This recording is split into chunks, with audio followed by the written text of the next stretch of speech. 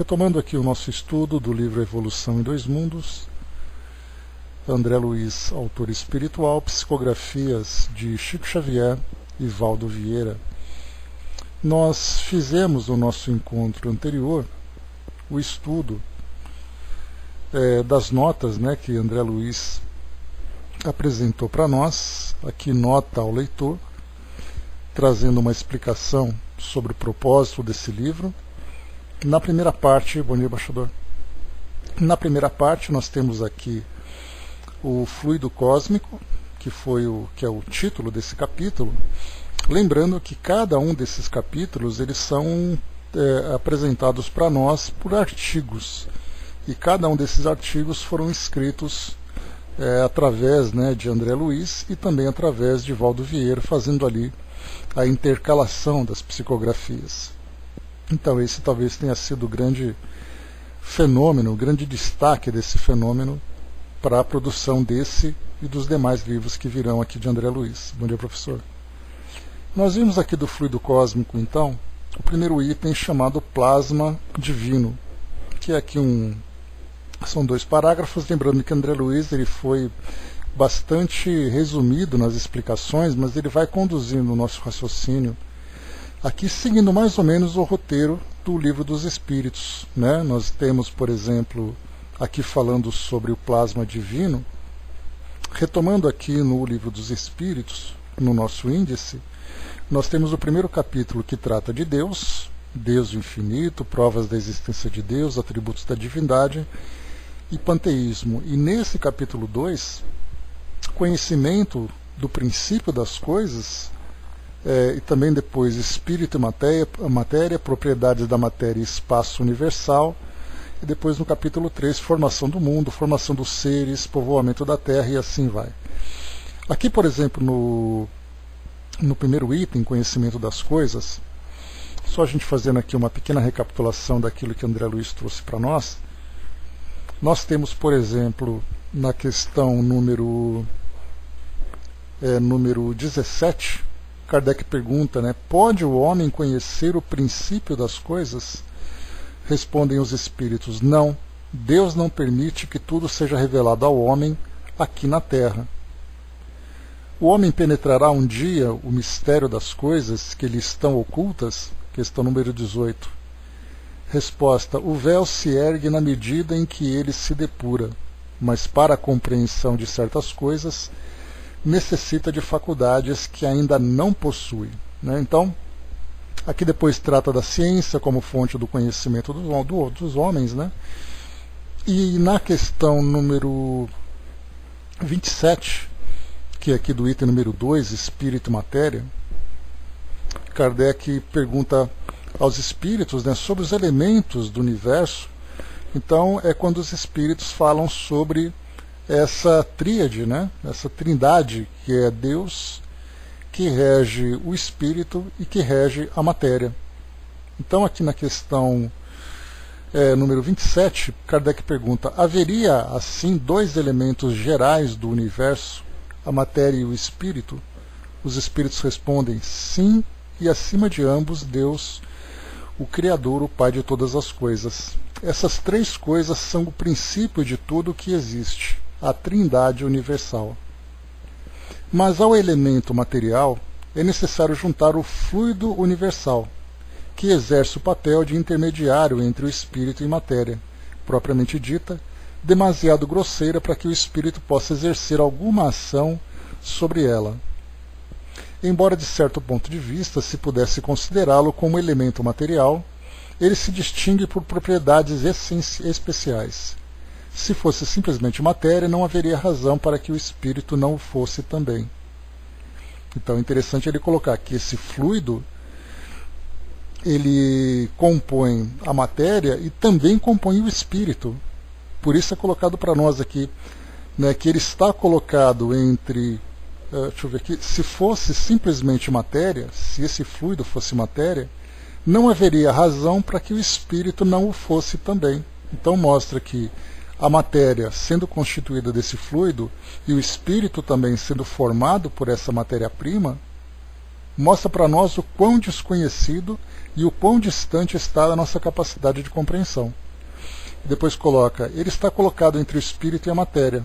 É fluido como a matéria é matéria, suscetível em suas inumeráveis combinações com esta, e sob a ação do espírito pode produzir infinita variedade de coisas, das quais não conheceis mais do que uma ínfima parte.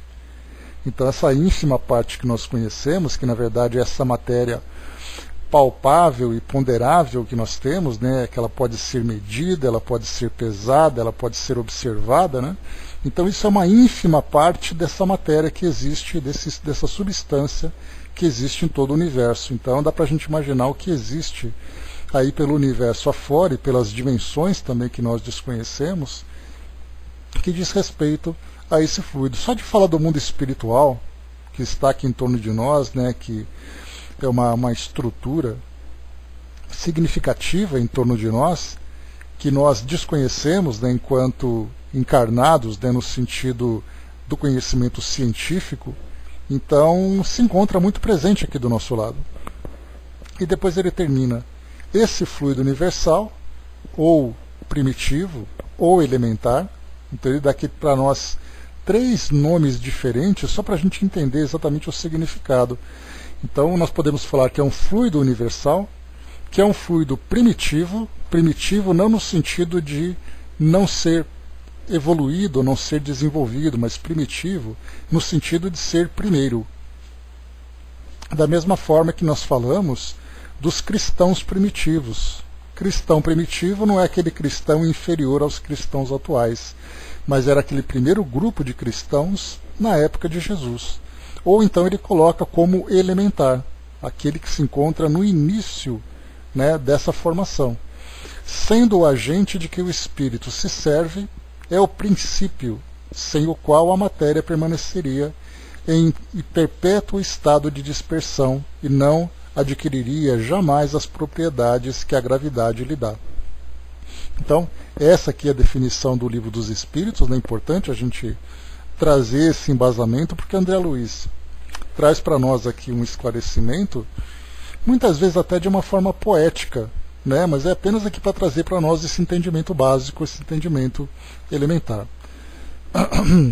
O Flávio colocou para nós, né? O Flávio colocou, além da grandeza da vida comum, sem que se veja ou se possa tocar, segue outra vida tão fluida e sem par por todo lugar e em lugar nenhum. É uma definição interessante, né? O Elcio colocou para nós o fluido cósmico universal. Esse também é um nome que os espíritos deram, né? Que nós acabamos rotulando, né? De uma forma quase que definitiva. E na verdade foi uma expressão que os espíritos deram para nós. Fluido, no sentido de ser uma substância que ela não tem a consistência da matéria que nós conhecemos. Cósmico, pelo fato de estar espalhado por todo o espaço. E universal, por ter ali características presentes, né, em todos os elementos que existem no universo. É o elemento semimaterial simples e primitivo que cede a qualquer força e não tem forma independente, mas se amolda ao ambiente em que se coloca ou se sujeita à potência de um pensamento inteligente, ou seja, essa matéria elementar é suscetível de receber todas as modificações e de adquirir todas as propriedades. Então também aqui a gente lê com toda essa facilidade, como se fosse fácil compreender exatamente o significado desse elemento, né? Então para nós assim, nós sabemos que ele existe, compreendemos um pouco das suas propriedades, mas não somos capazes de sondar ali a sua intimidade. Hermes colocou, né, fluido cósmico é o mesmo que fluido universal, é a mesma coisa, como nós vimos, tanto que o nome traz para essas duas definições. E ele cósmico porque está espalhado por todo o espaço infinito, formado por seres e astros. É universal porque abrange todas as coisas e se estende a tudo, né? Então, não é a mesma coisa, né? Zeita, bom dia. Continuando aqui agora, então, voltando para André Luiz, só para a gente recapitular o que ele colocava. Plasma divino é o primeiro item desse fluido cósmico, como a gente lembrou, né? Plasma divino. O fluido cósmico é o plasma divino, aus tudo criador, ou força nervosa do todo sábio. Nesse elemento primordial, então nós já vimos fluido universal, fluido primitivo, fluido elementar, fluido primordial. Então, na verdade, nós temos ali os mesmos adjetivos para o mesmo elemento.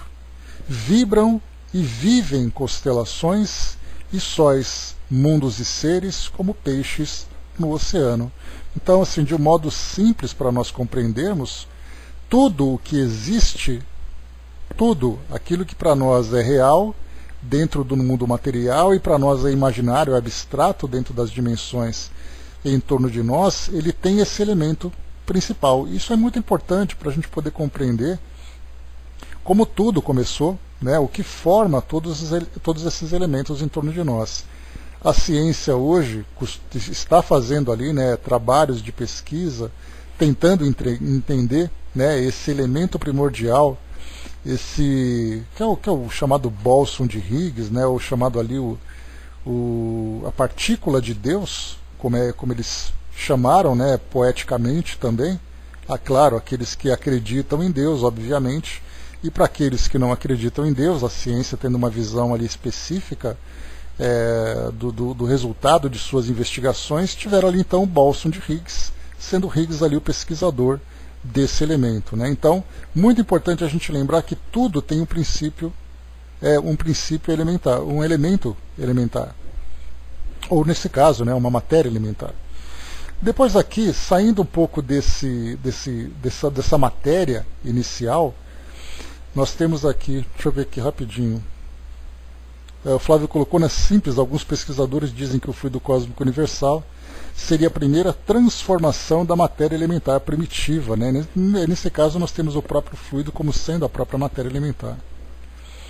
O Hermes colocou, né, a primeira grande derivação do fluido cósmico é o fluido universal fluido cósmico, o fluido que enche todos os vazios, o meio sutil em que o universo se equilibra e faz com que a matéria adquira as qualidades que a gravidade lhe dá. Um verdadeiro campo energético. Coloca a fonte para nós dessa informação, Hermes, que fica mais fácil da gente compreender, né? Porque no próprio Livro dos Espíritos existe ali o fluido cósmico universal. Sendo o fluido cósmico universal, nós não podemos dizer que o fluido cósmico é uma coisa e o fluido universal é outra coisa. Seguindo aqui com André Luiz. Cocriação em plano maior. Aí já entra então aqui agora, nós saímos desse elemento primordial e começamos a entrar nas inteligências que manipulam esses elementos. Então ele diz para nós: nessa substância original, mais uma expressão que ele utiliza aqui para essa definição, ao influxo do próprio Senhor Supremo, e quando ele coloca o influxo do próprio Senhor Supremo, ou seja, que ele é movimentado pela vontade de Deus, conforme os Espíritos trazem para nós. Operam as inteligências divinas a ele agregadas, a ele, Deus. Em processo de comunhão indestrutível, os grandes devas da teologia hindu, ou seja, as divindades, né, ou os arcanjos da interpretação de variados templos religiosos, extraindo desse hálito espiritual os celeiros da energia com que constroem os sistemas da imensidade, em serviço de cocriação em plano maior, de conformidade com os desígnios do Todo Misericordioso, que faz deles agentes orientadores da criação excelsa. Então, nesse parágrafo aqui inicial, ele começa a trazer para nós, então, que Deus, junto com essas potências que existem no universo, que estão ali, que operam junto com Deus, que tem essa comunhão indestrutível, que podem ser esses devas, que podem ser esses arcanjos, devas na interpretação da teologia hindu, arcanjos nos templos de variadas, né, templos religiosos variados. Essas inteligências trabalham como sendo ali os engenheiros do universo. Mas aí não adianta a gente querer compreender exatamente o papel de cada criatura, de cada uma dessas inteligências, qual é o seu campo de ação, por que fazem o que fazem, porque isso não é viável para nós. É como se nós trabalhássemos numa grande empresa, que tem ali, né, milhares de funcionários, e nós tivéssemos ali um trabalho simples, num departamento simples, para tentar entender quais são as atribuições dos diretores dessa empresa. E isso, claro, é uma comparação muito simples, né, uma ilustração bastante banal comparado com essa realidade de Deus e do universo, mas é para a gente poder tentar entender exatamente o nosso papel. Imaginando que nós trabalhamos como empacotadores dentro de uma grande rede de supermercados, sem compreender as atribuições do diretor-presidente dessa empresa, que lida não apenas ali com aquela parte de administração financeira, mas tem todas as estratégias, todos os objetivos para que a empresa faça o que faz. Então, a gente entender essa hierarquia é fundamental. Nós também somos co-criadores. Dá para a gente ter uma ideia, por exemplo, que para que um espírito possa cumprir toda a sua trajetória evolutiva, ele precisa vivenciar as experiências de provas, expiações e missões. Uma dessas etapas são cumpridas aqui no mundo material. Para que esse espírito venha no mundo material, há a necessidade da criação de um corpo físico. Esse corpo físico ele é formado através dos encontros dos gametas masculino e feminino, claro, produzidos aqui por homens e mulheres. Ou seja, para que o espírito possa evoluir, nós fazemos parte desse processo de cocriação, só que dentro dessa esfera de ação compatível com a nossa natureza atual, compatível com as nossas capacidades. Só que quando nós falamos dessas inteligências divinas, nós avançamos numa escala hierárquica, numa altura, numa dimensão que para nós ainda não é possível compreender, a não ser através dessas simples comparações. De entendermos, por exemplo, né, que essas inteligências são capazes de mobilizar esses fluidos, de fazer ali a sua aglomeração, de fazer a sua transformação para a formação de tudo aquilo que existe em torno de nós, daquilo que é percebível, aquilo que é perceptível e imperceptível. Então vemos a cocriação em plano maior, como é o título desse item. E continua para nós aqui. Essas inteligências gloriosas tomam o plasma divino e convertem-no em habitações cósmicas de múltiplas expressões, radiantes ou obscuras, gaseificadas ou sólidas, obedecendo a leis pré-determinadas, quais moradias que perduram por milênios e milênios, mas que se desgastam e se transformam, por fim, de vez que o espírito criado pode formar ou co-criar, mas só Deus é o Criador de toda a eternidade. Então aqui coloca, né, a atribuição de Deus, né, que é eterno, enquanto que as criaturas são consideradas imortais. Então lembrando que existe uma diferença. A imortalidade pertence àquele que nasce e não termina. A eternidade pertence àquele que não foi criado e nem termina. Então, para nós também, como nós já conversamos sobre isso, são concepções que são ainda inconcebíveis para a nossa inteligência, porque tudo para nós tem um começo, um meio e um fim. Aquilo que não tem começo e não tem fim, ele só é apenas compreendido na sua definição, mas a nossa inteligência não é capaz de assimilar essa realidade. Porque para compreender a realidade da eternidade, nós precisamos também ser eternos. Para a compreensão do que é ser um ser vivo, você precisa ser um ser vivo. Então essa é a dificuldade que nós temos. O Flávio colocou seres limitados, mas que só entendem o limitado, né? Tem grande dificuldade de entender o ilimitado. A nossa inteligência procura explorar esses campos, né? Mas a gente não consegue exatamente, como eu falei para vocês, assimilar essa realidade, pelo fato de não vivermos isso. O que é colocado aqui nesse parágrafo de André Luiz também, ele coloca assim então, que essas inteligências gloriosas, colocadas aqui com letras maiúsculas, né? Tomam, bom dia Angelina, tomam o plasma divino, ou seja, esse fluido, e convertem-no em habitações cósmicas de múltiplas expressões, radiantes ou obscuras, gaseificadas ou sólidas, Ou seja, quando ele fala em múltiplas expressões, nós falamos em moradas de espíritos nas mais diversas dimensões. Então nós compreendemos aqui a matéria. O nosso planeta, por exemplo, né, que os astrônomos chamam, né, de poeira das estrelas. Por quê? As estrelas então se formaram, algumas estrelas acabaram depois chegando no seu final, a sua matéria transformada, lembrando que as estrelas têm ali uma função de uma grande usina nuclear. Então ela vai transformando aqueles elementos mais leves em elementos mais pesados.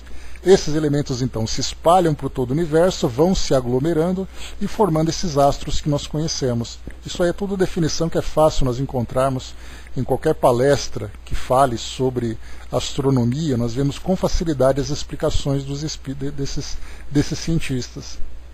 Mas saindo desse campo material, nós entramos também no campo imaterial. Então lembramos desde a formação das estrelas, do aglomerado desses átomos que existem espalhados, né, do hélio que existe espalhado pelo universo. Nós temos também ali vários outros elementos que vão se formando, aquilo que é material e aquilo que é imaterial. Basta a gente lembrar, por exemplo, que o próprio perispírito, que é a matéria talvez ali mais próxima a nós dessa dimensão sutil, ela é formada por elementos que não são compostos, por exemplo, na tabela periódica. Não adianta a gente procurar do que é formado o perispírito. Se nós pegarmos o nosso corpo físico e vamos começar a encontrar ali uma série de elementos químicos.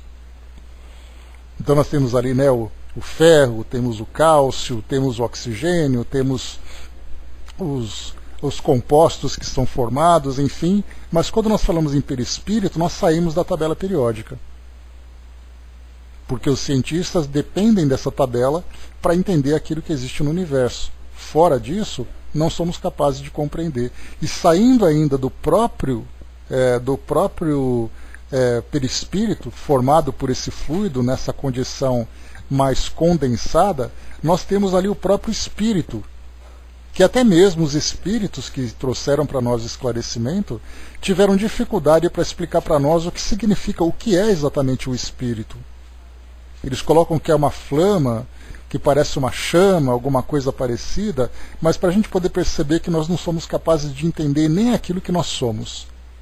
Nós não falamos da nossa personalidade, não falamos da nossa presença aqui no nosso planeta, né, da nossa sociedade, nós falamos da nossa natureza. Se nós não somos o corpo físico, nós somos alguma coisa. O que é essa alguma coisa? O fato de nós dizermos que somos espíritos, ou que somos almas, para aqueles que entendem aqui, né, o espírito encarnado, nós falamos apenas de dois nomes, espírito e alma. Mas o que é exatamente isso? Sabemos que o espírito tem ali uma das suas atribuições, por exemplo, ali a própria inteligência. Ele tem a inteligência, ele tem os seus sentimentos, mas continua a pergunta, o que é exatamente o espírito? Nós não sabemos. Então, por isso, quando nós colocamos nessa formação aqui dessas múltiplas expressões de habitações cósmicas, são formadas por esse elemento mais variados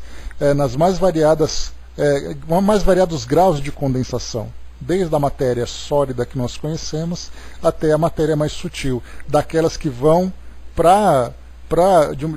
em condições tão rarefeitas que nós nem somos capazes de compreender, de radiantes a obscuras. Olha só, então, até mesmo nessas definições ele traz para nós. Mas o importante é nós lembrarmos que desde aquelas gaseificadas ou sólidas, aqui ele já fala um pouco sobre os estados da matéria, então ele começa a dizer para nós que são essas inteligências, independente de nós não entendermos o que são esses fluidos, de nós não entendermos quem moram nessas habitações cósmicas, o importante é nós entendermos que esse elemento é uma criação divina, e são esses engenheiros, esses arquitetos, essas inteligências gloriosas que manipulam esses fluidos para as mais diversas finalidades, desde aquelas que nós entendemos como a formação dos mundos e formação das criaturas, até aquelas que nós sequer imaginamos existir. Pelo menos nessa condição ainda que nós estamos, né? Como eu sempre falo para vocês, é nós tentarmos, por exemplo, imaginarmos uma formiga tentar definir o ser humano. e a formiga com a inteligência, a capacidade racional que ela tem. Então, como os próprios espíritos dizem, né, a distância entre Deus e o homem é a mesma distância entre o homem e os animais. E nós podemos colocar os animais, né, nas classes mais inferiores da criação. O Elcio colocou, o Flávio colocou, né, já imaginaram se os espíritos falassem para Kardec sobre a física quântica em 57? Né? E até hoje a gente tem essa dificuldade, né, Flávio? A ciência tem estudado a física quântica, trazendo para nós ali algumas explicações sobre a movimentação dos elétrons, dos átomos e tudo mais, né? E nós já começamos a distorcer completamente a definição do que é quântico, né? Então hoje nós temos a cura quântica, nós temos tratamentos quânticos, música quântica e coisa que foge completamente à definição do que é exatamente o quântico segundo a nossa ciência clássica. Seguindo em frente aqui, avançando um pouco mais, nós chegamos no próximo item aqui, né, que são os impérios estelares, né? Acompanhem, né, principalmente conforme a gente vai lendo aqui os títulos desses itens, a linha de raciocínio. Começa com o plasma divino, depois chega ali os co-criadores. Então, primeiro, qual é a matéria-prima? Segundo, quem são os construtores? Terceiro, o que eles constroem? Então, pensar assim, né, nesses construtores divinos, pensar dessa forma fica mais fácil. E agora vamos ver quais são as criações exatamente. E é claro, né, que essas explicações trazidas por André Luiz é uma explicação que parte do plano espiritual. Porque se nós pensarmos hoje na ciência, vai dizer que o universo foi criado por aquela explosão que nós vimos lá do Big Bang, conforme nós conversamos na semana passada, sem saber o que desencadeou aquilo tudo, o que havia antes daquilo tudo e como tudo isso foi sendo criado. Aí nós vamos colocar sobre ali a química, a física e a biologia como sendo ali as ciências que vão trazer para nós as explicações básicas, mas sem pensar que tudo isso teve ali um princípio inteligente.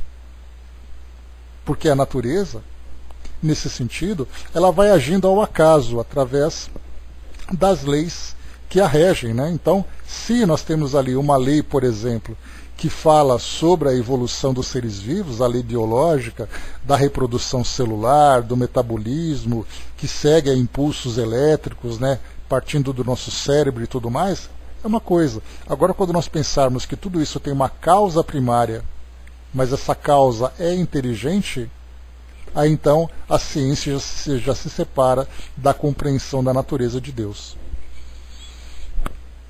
Rapidamente que vocês colocaram, deixa eu ver, o Flávio colocou lá em cima também.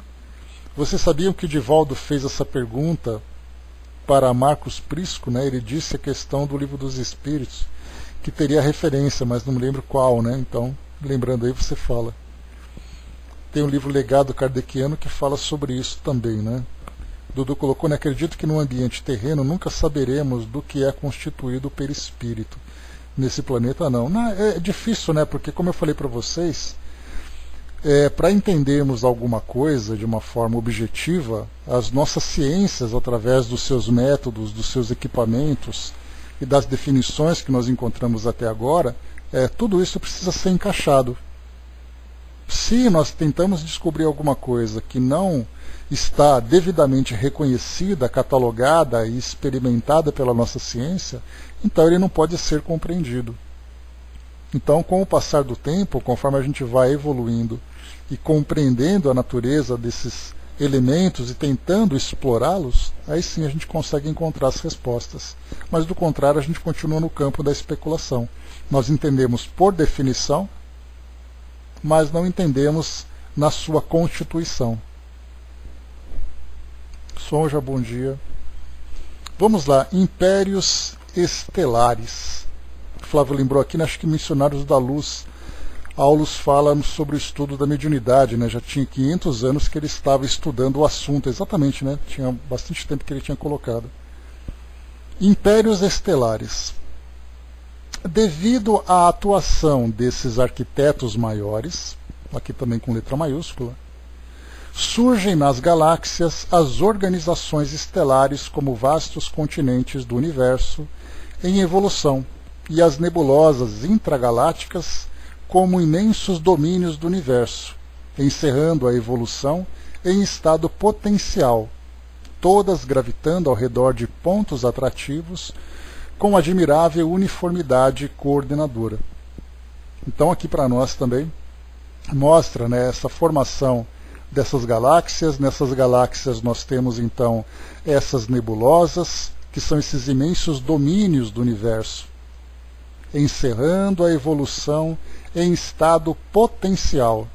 Então vai mostrando para nós ali essa matéria começando a ser formada, porque nós lembramos que para que a matéria chegue na condição que nós conhecemos hoje, a matéria sólida, todos esses compostos químicos que nós conhecemos, ele precisa passar por transformações daquela condição mais sutil, que é o elemento primordial, até essa condição sólida que nós conhecemos. Então a matéria, ela não passa de transformação de uma hora para outra. Já dizia para nós, né, aquela máxima que eu acho que foi Albert Sabin que disse para nós, que a natureza não dá saltos. O que significa que ela passa por processos de transformação. E no caso, tudo isso que acontece no universo que nós vemos, todos esses elementos, todos esses astros que funcionam de formas que nós não compreendemos, regiões do universo, né, passam por essa transformação, desde essa matéria sutil, nessa condição de energia, para chegar nessa condição sólida que nós temos hoje. Então, existem no universo todo esses processadores desses elementos que vão fazendo isso com que eles se transformem. Então é importante a gente perceber que nós não compreendemos a forma como tudo isso acontece, mas é importante a gente entender que o processo existe. Isso já é para nós significativo, porque quando nós remontamos, por exemplo, lá para o Gênesis do Antigo Testamento, e nós dizemos, né, que Deus criou tudo que existe, criou todos os seres, a gente pensa de uma forma assim poética a princípio, de uma forma mitológica, que pela simples vontade as coisas aconteceram. E ainda mais trazendo confusão dentro daqueles períodos que são passados para nós, que tudo aconteceu em 6 dias, que Deus descansou no 7º dia, isso tudo levado ao pé da letra, e da forma como é descrito, a gente acaba achando que realmente isso não passa de uma fantasia. Mas nós começamos a entender então as entrelinhas, que a vontade de Deus, nós falamos da inteligência suprema, que nós falamos dessas transformações, nós começamos a entender o processo, que existiu inicialmente essa matéria primordial, depois essa matéria foi passando por transformações, as coisas foram então sendo criadas, sendo geradas, né, inclusive a própria vida. Que aí também já vem, né, quando os espíritos perguntam para Kardec como tudo começou, tanto a matéria como o espírito, eles dizem que simplesmente não compreendemos, não conhecemos. Essa resposta ela se encontra, inclusive, aqui no Livro dos Espíritos. Deixa eu pegar para vocês. Conhecimento do princípio das coisas, que nós lemos agora há pouco, né? Então aqui, Kardec tinha perguntado aos espíritos, para vocês verem, né, nós estamos estudando Evolução em Dois Mundos e não podemos deixar de ter aqui do lado o próprio Livro dos Espíritos, né? Então pode o homem conhecer o princípio das coisas? Não, Deus não permite que tudo seja revelado ao homem aqui na Terra. Depois ele avança um pouquinho mais, se penetrará um dia os mistérios das coisas. Aí ele vai dizendo que aqui, conforme o tempo vai passando, esse véu vai sendo descoberto. Depois aqui nós temos o espírito e matéria. Deixa eu pegar aqui a questão direitinho para vocês.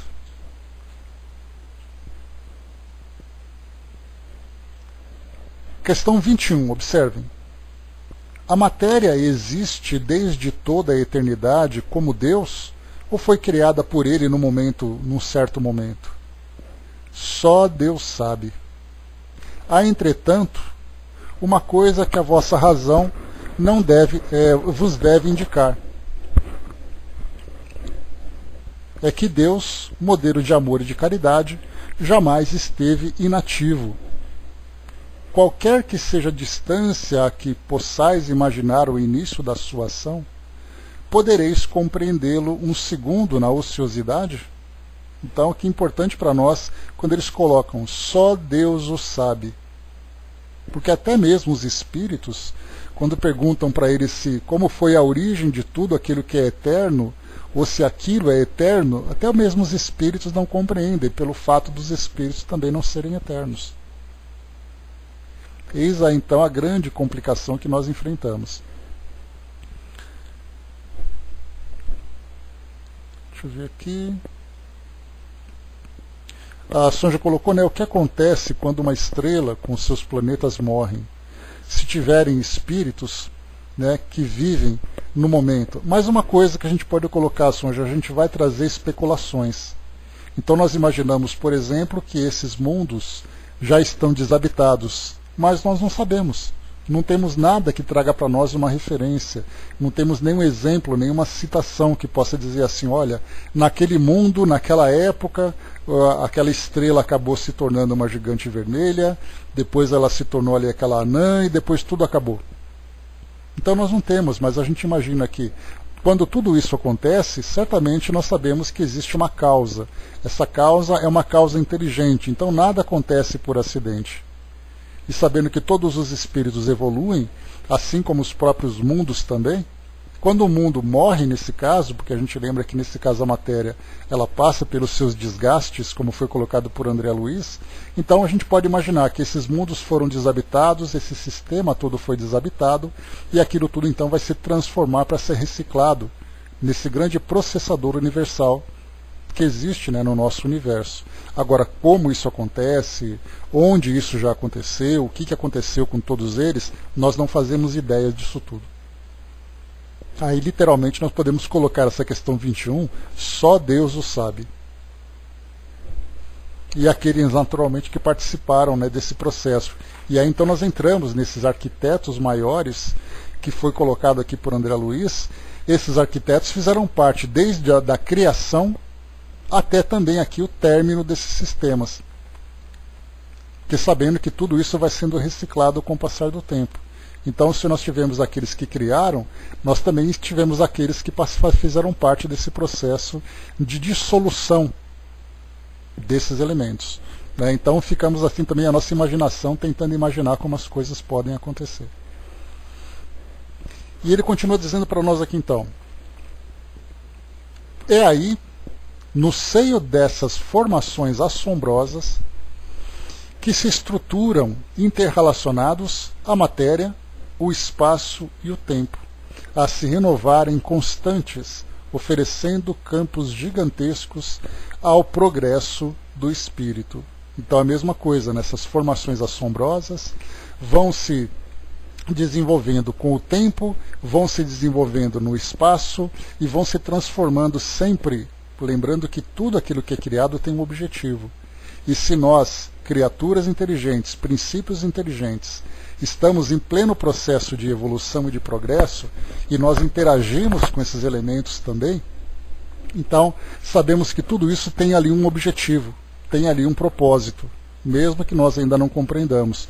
Nós estamos aqui no nosso planeta com essa ideia, né, com essa pretensão de que nós somos os únicos seres inteligentes no universo, embora nós já tenhamos ali várias citações dizendo para nós que seria um grande desperdício, porque nós estamos ainda engatinhando nesse processo de desenvolvimento moral e tudo mais, e de repente nós tiramos uma fotografia do final lá do universo, através dos nossos instrumentos, e vemos então aquelas nebulosas, vemos ali aqueles berços de galáxias, aquelas fotografias com milhares de galáxias espalhadas pelo mundo, e a pergunta fica, para que tudo isso? Aí nós entramos mais uma vez naquele exemplo, né? A formiguinha tentando entender a natureza humana. Nós não conseguimos entender. Sabemos que está lá. Agora, por que foi criado daquela forma? Por que, por exemplo, a gente imagina assim, né, naquelas fotografias que são mostradas, duas galáxias entrando em colisão? Ali acontecem eventos de tal proporção, dentro da gravidade, do choque entre a matéria, reações que acontecem. A gente não consegue nem imaginar o tamanho de tudo isso, mas nós vemos que isso acontece. Mas por que isso acontece? Não sabemos. Sabemos que tudo evolui no universo, e essa evolução depende de transformação. Porque assim, quando nós estudamos numa proporção menor, no Livro dos Espíritos, falando sobre a lei de destruição, que muitas vezes, para que a gente possa trabalhar a matéria, você precisa desfazer para depois fazer novamente. A mesma coisa acontece numa proporção galáctica. Duas galáxias entrando em choque. Será que a gente consegue imaginar o tamanho dessa coisa? Certamente que não. Mas diz para nós aqui ainda.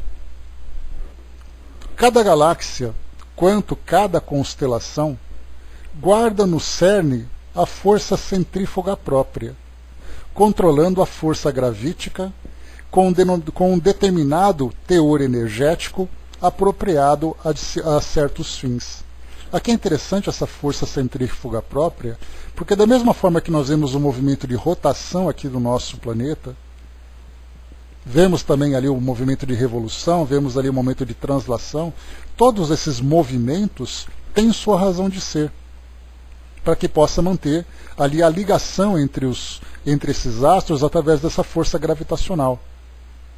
Esse movimento é o que mantém, que sustenta esse campo de atração entre eles. E assim nós vemos que as galáxias também têm o seu movimento. Não é à toa que nas fotografias que nós vemos, existe aquele formato de espiral. O formato de espiral significa alguma coisa que está girando. Então ele vai girando, colocando aqueles braços, né, com várias estrelas ali presas no seu centro. E aí ele coloca exatamente isso. Cada galáxia, quanto cada constelação, guardam no cerne a força centrífuga própria, controlando a força gravítica, ou seja, essa força gravitacional que prende esses corpos uns aos outros, tem ali sua razão de ser, com um determinado teor energético, e aí tem até a sua força. A gente lembra que quando nós pegamos, né, o nosso Sol, por exemplo, ele é uma pequena estrela que fica num braço quase que externo aqui da Via Láctea, da nossa galáxia. E quando nós vemos assim, pelas ilustrações que os cientistas fazem, do centro da nossa galáxia, aquele aglomerado bem iluminado, a gente pode imaginar assim, aquele monte de estrela, tudo junto, tudo espremido, gerando essa quantidade enorme, absurda de energia, com uma força gravitacional que a gente também não compreende, e enquanto isso nós estamos aqui no bracinho de fora, acompanhando esse movimento sem poder fazer absolutamente nada, apenas acompanhando esse movimento natural do universo, e nós dependemos desse movimento. Porque enquanto nós estamos aqui preocupados, né, com a rotação do nosso planeta, calculando dia, noite, calculando aqui estações do ano, girando em torno do Sol, a nossa Lua tendo o papel dela aqui no nosso planeta, porque a Lua tem um papel importantíssimo, não é apenas para ficar iluminando o céu, mas nós temos aqui uma estrutura física no nosso planeta que depende dessa força gravitacional. Enquanto nós estamos aqui preocupados com a nossa Lua, nós estamos girando em torno do centro da nossa galáxia sem perceber que essa força também sustenta a nossa existência aqui nesse lado de fora. Terminando aqui o nosso estudo, procure no Google fotografias sobre galáxias. Só a título de apreciação. Aí nós ficamos imaginando assim as galáxias se formando, vendo o nosso planeta ali naquele ponto. Tudo isso tem uma razão de ser, que é um mecanismo que é natural. Pois é, mas muito mais do que a beleza, Andréia, a gente começa a entrar na intimidade do funcionamento daquela estrutura, vendo que ela está girando. Inclusive foi feita uma ilustração eu comentei com vocês agora sobre a colisão de duas galáxias. Fizeram uma simulação de duas galáxias girando dentro da sua força centrífuga natural, e aí então uma começa a se aproximar da outra, e os campos gravitacionais começam a se atrair. Aí o braço de uma se mistura com o braço da outra, as estrelas começam a se chocar, uma passa por dentro da outra, e vira assim, é como se nós colocássemos, um pouco de óleo em cima de um copo d'água, e você pega a colher e começa a girar. E você vê aqueles braços do óleo se espalhando, todo ele, sabe, aquela coisa muito caótica do nosso ponto de vista, mas ali nós vemos forças que agem seguindo uma lei muito específica. que é uma lei que é muito objetiva. Então, por isso que ele coloca para nós que cada galáxia, quanto cada constelação, lembrando que as constelações também ali tem ali embora sejam ali apenas imagens que nós vemos aqui de baixo, né? Aqui do nosso ponto de vista, mas ali também tem a sua razão de ser, dessas estrelas estarem onde estão e da forma como elas estão. Então ele coloca cada galáxia, quanto cada constelação, guardam no cerne, ou seja, guardam dentro de si mesma, a força centrífuga própria, controlando a força gravítica, com um determinado teor energético, apropriado a certos fins. Esses certos fins significa, não fazemos ideia, mas tem ali um objetivo. Nada no universo é desperdiçado e nada existe sem ter uma razão. Deixa eu ver aqui, o Hermes colocou, né, a GNZ11 possui cerca de 1% da massa da Via Láctea e formava estrelas 20 vezes mais rapidamente, né? Então nós temos desde as galáxias pequenas até as galáxias maiores. Nós temos, por exemplo, o nosso Sol, bem lembrado, Sonja, né? Para quem quiser conhecer um pouquinho mais, assista o seriado Cosmos, né? Desde a primeira versão com o Carl Sagan até essa segunda versão agora, essa atualização. Então mostra para nós assim essa visão, esse entendimento, pelo menos dentro da nossa visão da ciência, como tudo isso funciona. O número total de galáxias existentes no universo ainda é desconhecido. Astrônomos possuem diversas estimativas, né? Um consenso atual é de que há algo em torno de 100 bilhões e 200 bilhões delas por aí, né? Então são também especulações, porque a gente lembra que nós fazemos uma pesquisa, né, mais profunda da nossa galáxia a partir dos equipamentos que nós somos capazes de desenvolver.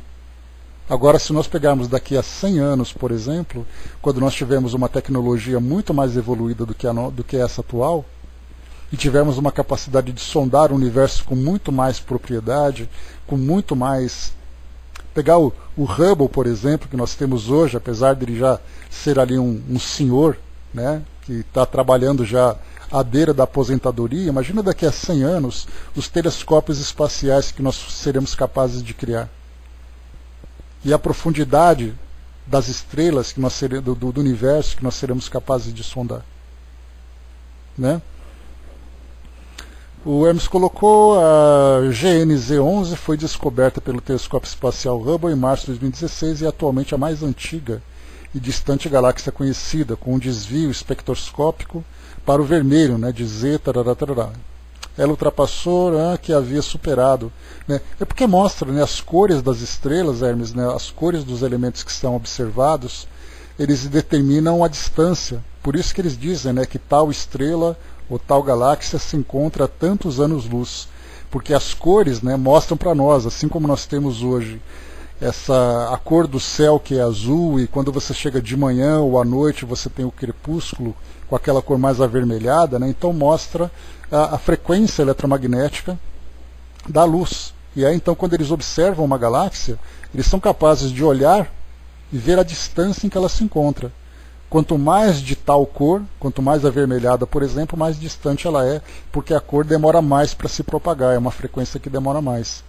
Então é através dessa espectroscopia que eles são capazes de determinar essas distâncias entre as galáxias, né?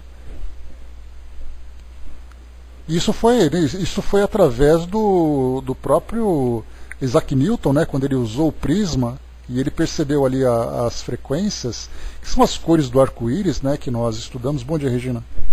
Que nós estudamos na escola e tudo mais. Ele percebeu não apenas a dispersão da luz branca nessas 7 frequências, como ele percebeu que foi capaz de estudar também, e agora com muito mais propriedade, estudar também a frequência eletromagnética de cada uma dessas faixas. E é através disso eles começaram a estudar então o universo, percebendo que os elementos químicos também têm ali a sua frequência, que podem ser observados e tudo mais. Né? Mas isso aí depois, né, em vários documentários nós encontramos essas respostas. Né? Vamos em frente. Diz aqui para nós ainda, a engenharia celeste, muito legal aqui André Luiz, ele fala arquitetos, engenharia celeste, inteligências gloriosas, inteligências divinas, né, para mostrar para nós quem são essas potências do universo que são co-criadoras e que eles são capazes de criar. Eu brinco com vocês, né, que a gente pensa, por exemplo, assim, nós temos os nossos mentores individuais, nós temos os nossos mentores de um país, por exemplo, né, Ismael, segundo Humberto de Campos, aqui é o nosso administrador nacional. Nós tivemos Jesus como sendo o nosso administrador planetário, mas como eu falei para vocês, já afirmam que Jesus ascendeu à condição de administrador do nosso sistema solar, né? Isso quem dizem são alguns grupos esotéricos, né? Mas aqui é só título de curiosidade e comentário, a título de inventário, como diz Kardec, né? Então, se nós temos Jesus como sendo ali o administrador do nosso planeta, aí nós temos ali o nosso sistema solar, nós temos a nossa galáxia. Imaginemos quem são os responsáveis, as inteligências que administram a nossa galáxia. E aí nós imaginamos quem são as inteligências que administram conjuntos de galáxias. E aí a gente vai aumentando cada vez mais. Aumentando, para tentar imaginar quem são realmente aquelas potências que estão ali sentadas ao lado de Deus, né, entre aspas, né? Aqueles espíritos assim que estão ali no escritório, que tem o telefone vermelho com linha direta com Deus. Quem serão esses espíritos? Qual será o tempo de existência deles? Quais são as suas capacidades? Quais são as suas responsabilidades? As suas atribuições?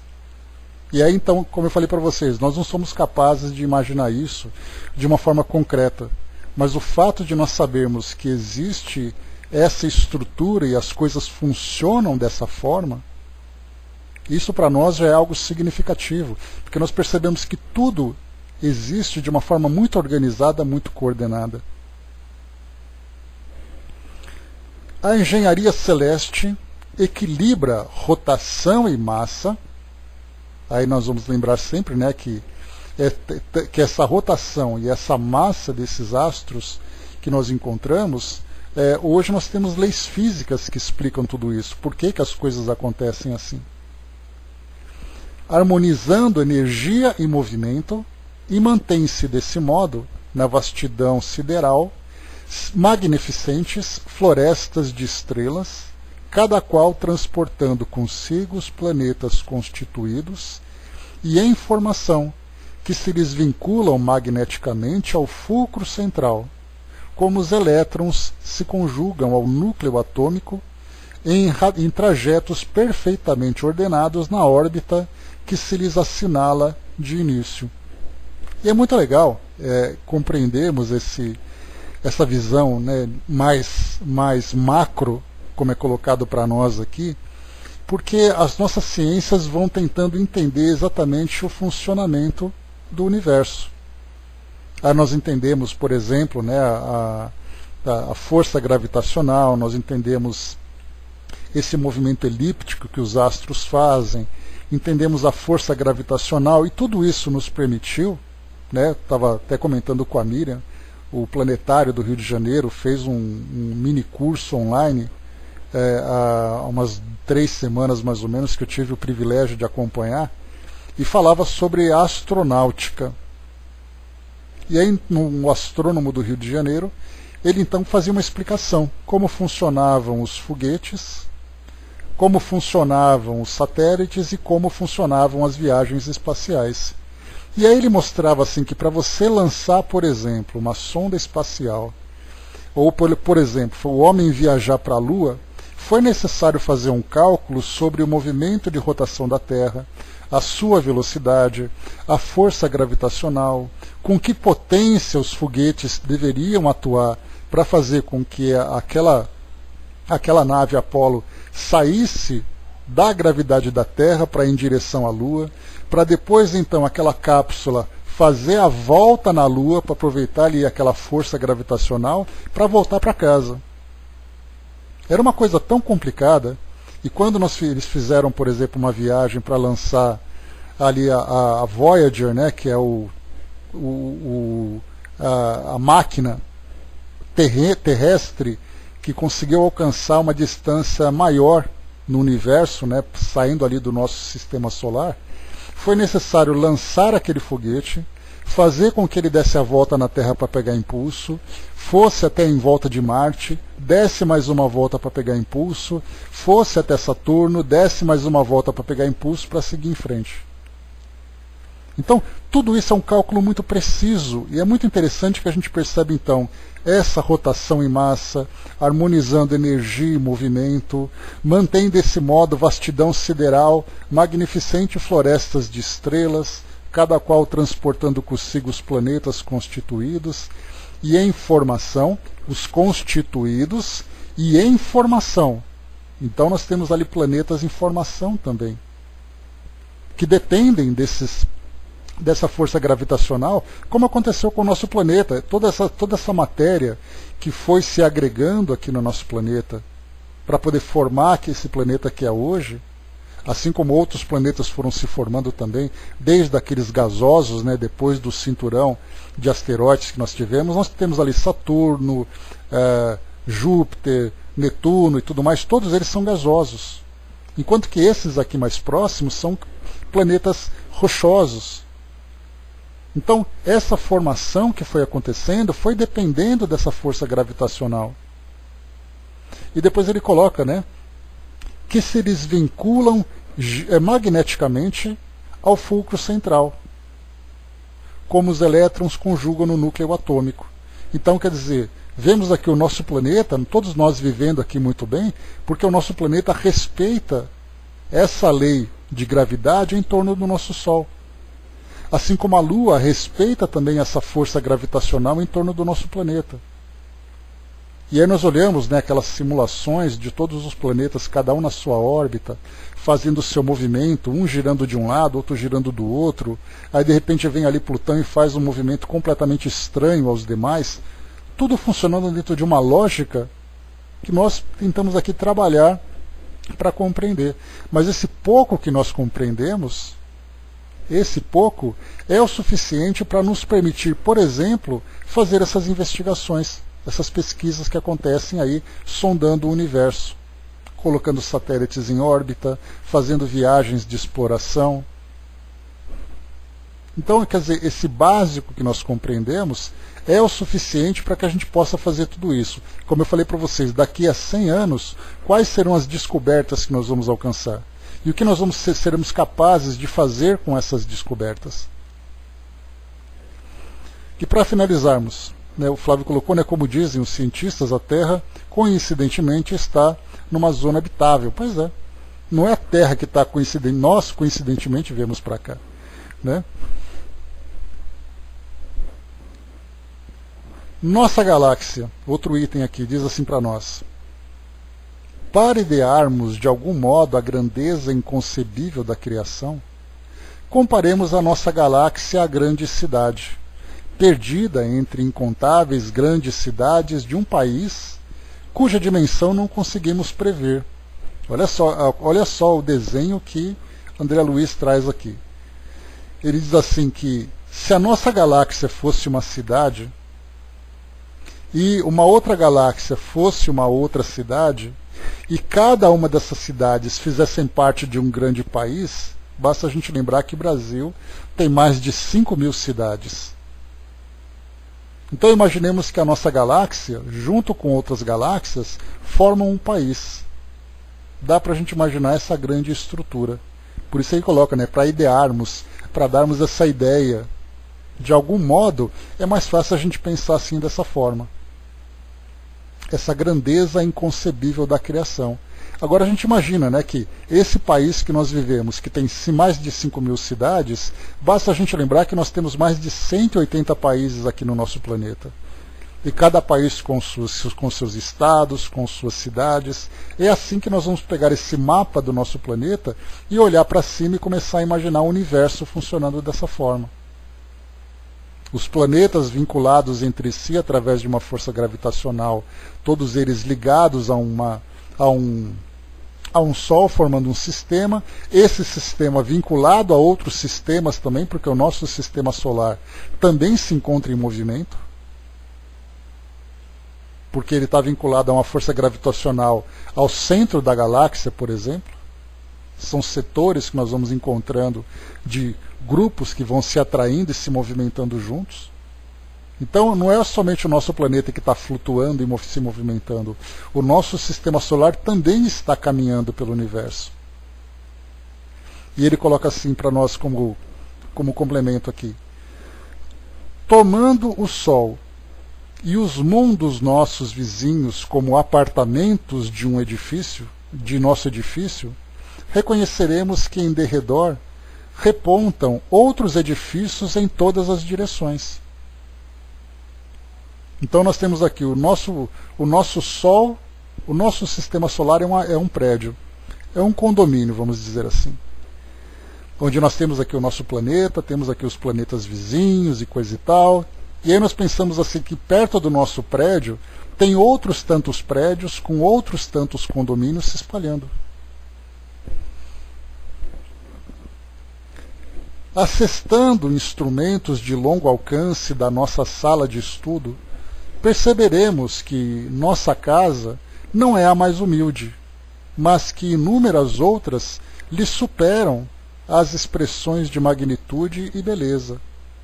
Então, quer dizer, a nossa não é a mais humilde, mas certamente nós temos outras que são muito maiores. Basta a gente fazer uma comparação simples entre o nosso planeta e o planeta Júpiter, por exemplo. Imaginar o nosso Sol considerado de quinta grandeza, quando nós pegarmos ali um Sol de primeira grandeza, nós temos vários gráficos hoje, né, mostrados na internet, que fazem aquela comparação, colocando assim as diversas estrelas, uma do lado da outra, né, e pega-se o nosso Sol, é aquela cabecinha de alfinete, enquanto outras estrelas são bola de basquete. Dá para imaginar a cabeça de alfinete e uma bola de basquete? Então, quer dizer, essa é uma pequena comparação que existe entre uma e outra. Eu me lembro de um programa que passava na TV Cultura aqui de São Paulo, que chamava Olhando para o Céu. E também era um astrônomo, né, que trazia para nós aqui as suas lições. E ele fazia assim, só para a gente ter uma ideia da diferença que existe entre os planetas aqui do nosso sistema. Se nós pegássemos, por exemplo, aqueles alfinetes que tem aquelas cabecinhas redondas coloridas, né, aquele seria o nosso planeta. O planeta Júpiter seria uma bola de ping-pong. E o Sol seria a bola de basquete. Então, quer dizer, a Terra com a cabecinha de alfinete e Júpiter aquela bola de ping-pong, ou de tênis de mesa, para ficar mais bonito, né? Então isso vai mostrando as grandes dimensões que existem, em termos de volume, em termos de extensão, de força gravitacional que cada um desses corpos exercem sobre os demais corpos, né? E ele diz ainda: aprendemos que, além de nossa edificação, salientam-se palácios e arranha-céus, como Betelgeuse, no distrito de Órion, Canopus, na região do navio Arcturus, no conjunto de Boieiro, Antares, que é monstruosa, no centro de Escorpião, e outras muitas residências senhoriais, imponentes e belas, exibindo uma glória perante a qual todos os nossos valores se apagariam. E de fato, né, imaginar o tamanho de tudo isso, a gente pensar, por exemplo, aqui nas preocupações que nós temos do nosso dia a dia, com a nossa pequena sociedade, imaginar, por exemplo, uma estrutura desse porte. Aqui no nosso elucidário, vamos ler aqui algumas dessas definições, né? Então nós temos aqui Antares, estrela principal vermelha da constelação de Escorpião. Arcturus, estrela fixa gigante de primeira grandeza da constelação de Boieiro. Avançando um pouco mais aqui, Betelgeuse, estrela vermelha de primeira grandeza que faz parte da constelação de Órion. Boieiro, constelação boreal ao norte, a qual contém a brilhante estrela de Arcturus. Canopus, estrela de primeira grandeza da constelação de Argo, também conhecida por navio. E aí tem vários outros nomes aqui que eles vão dando para nós, né? Deixa eu pegar aqui. Tá. Aqui só para complementar uma definição, ele coloca assim: cósmico, Relativo ao cosmo. Nos meios espiritualistas, a concepção do termo também se relaciona com o todo universal, por admitir uma inter-relação de tudo que existe com o sentido espiritual de integração, independente de espaço e tempo. Então, de fato, quando a gente fala sobre cósmico, uma coisa cósmica, então sai um pouco da ciência do universo e entra mais também nessa área de energias, de espíritos e tudo mais, E para finalizarmos aqui esse texto, por processos ópticos, verificamos que a nossa cidade apresenta uma forma espiralada, ou seja, aqui a nossa cidade, a nossa galáxia.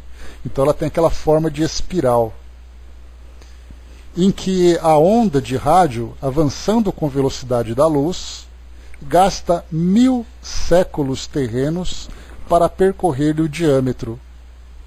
Então, se nós pegarmos aqui a nossa espiral, para quem não consegue visualizar uma espiral, basta você pegar, por exemplo, um prato, colocar leite, aí você coloca ali um pouco de chocolate, e aí depois você dá uma mexidinha, e você percebe assim que o redemoinho que vai formando, vai espalhando aqueles braços, formando essa grande espiral. Então André Luiz ele traz para nós aqui, e a nossa ciência já mostra isso, que de um lado ao outro dessa grande espiral, a velocidade da luz, aproximadamente 300 mil quilômetros em 1 segundo, nós levaríamos 1000 séculos, lembrando que o milênio são 10 séculos, Nós teríamos 1000 séculos para que a essa velocidade nós dividíssemos de um lado ao outro, passássemos de um lado ao outro. Nela surpreenderemos milhões de lares nas mais diversas dimensões e feitios. Importante que nem todas as galáxias têm esse formato espiralado, tem outras que têm um formato diferente. Instituído de há muito, recém-organizados, envelhecidos ou em vias de instalação, nos quais a vida e a experiência enxameio vitoriosas. Então, nesse caso, a vida, nós conhecemos apenas a vida na sua condição biológica, que é essa que nós vivemos aqui no nosso planeta. Mas, como é colocado por Kardec e os espíritos também trazem para nós, que o universo é povoado de inteligências. Então nós falamos de vida no sentido de princípios inteligentes.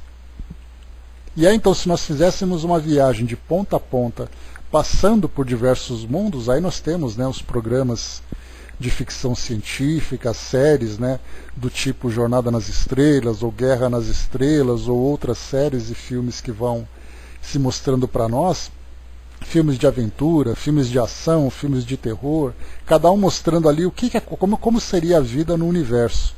Os mais diversos seres, as tecnologias que permitem que eles viajem entre mundos, Então nós vamos pensando assim as distâncias que são percorridas, as ideias que vão sendo encontradas, as diversas culturas, como é colocado, novas vidas, novas civilizações.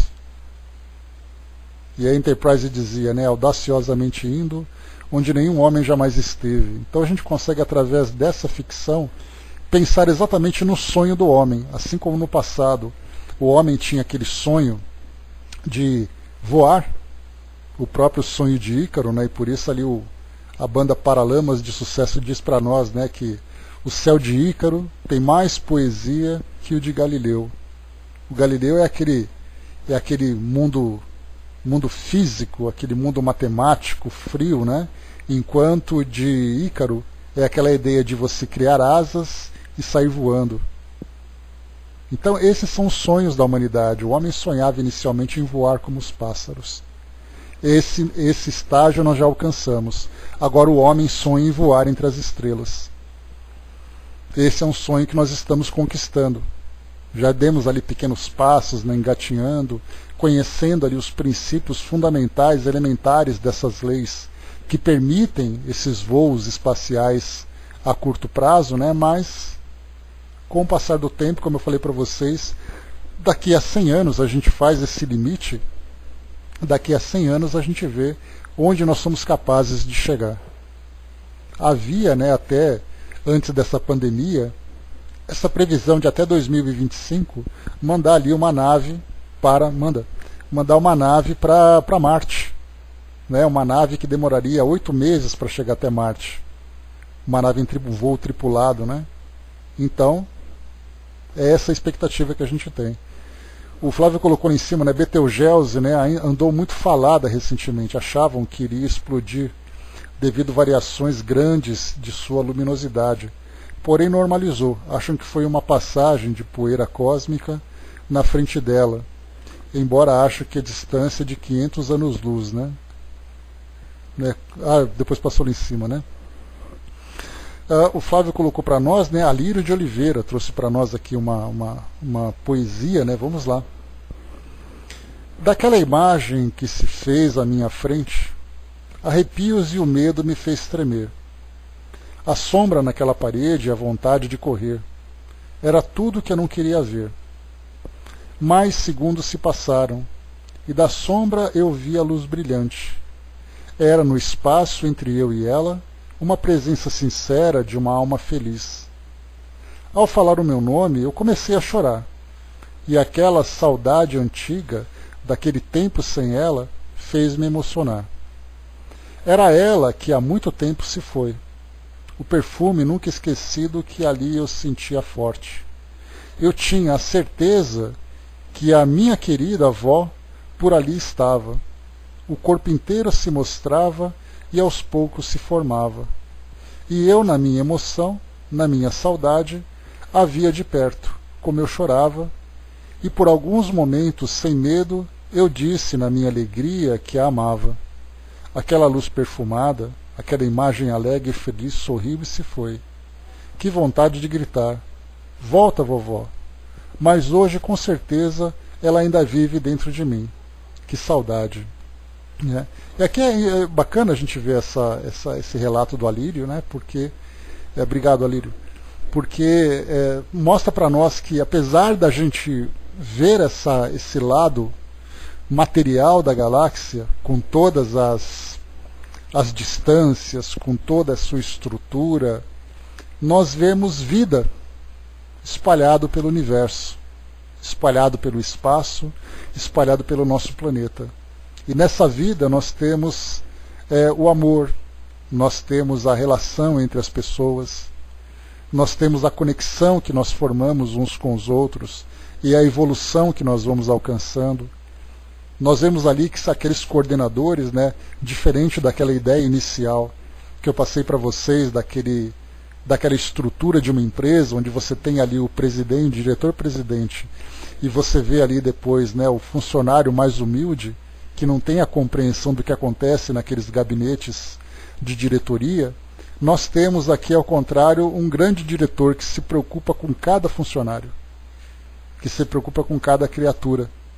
Deus preocupado com a nossa evolução e permitindo que nós nos desenvolvamos através das diversas experiências que nós vivemos. Então mostra que, embora o universo seja frio no sentido da sua estrutura, apesar do calor, né, que os elementos produzem, nós temos vida e sentimento pulsando pelo universo. Vidas que nós não imaginamos, experiências diversas, cada ser seguindo ali o seu percurso. Isso é bem bacana. A Sonja colocou, né, esse assunto é fascinante, mas causa um pouco de angústia. Sabe por quê, Sonja? E isso tem sentido. Porque nós começamos a olhar para aquele infinito que nós não conseguimos alcançar e a gente começa a sentir aquele pouco de vertigem, porque tudo vai se perdendo cada vez mais e a gente perde um pouco da noção da nossa realidade. Então a gente vai se aprofundando cada vez mais, vai se perdendo, vai se sentindo cada vez mais isolados e acaba exatamente sentindo essa angústia. É bastante natural. A Didima colocou, né, isolados, né, imaginando os metros quadrados de nossa casa. Esse estudo faz nos reconhecer quão infinitos somos, né? Quantos finitos somos. E estamos diante de compreender o infinito, né? Então isso mostra exatamente o que provoca em nós, né, Mas é isso, meus amigos. Encerrando por aqui o nosso encontro de hoje. Nós temos aqui mais um trecho. Deixa eu ver aqui. Temos aqui ainda forças atômicas. É a nossa praia, né, Elcio? A gente está olhando lá para fora, mas é aqui que a coisa acontece. Luz e calor. Co-criador em plano menor. Nós vimos em plano maior. Isso aqui agora é em plano menor, que vai falar exatamente das nossas responsabilidades aqui. E aí termina aqui então. Temos esses 3 artigos para terminar, esses 3 itens para terminarmos esse artigo, né? Então, finalizamos esse nosso encontro de hoje.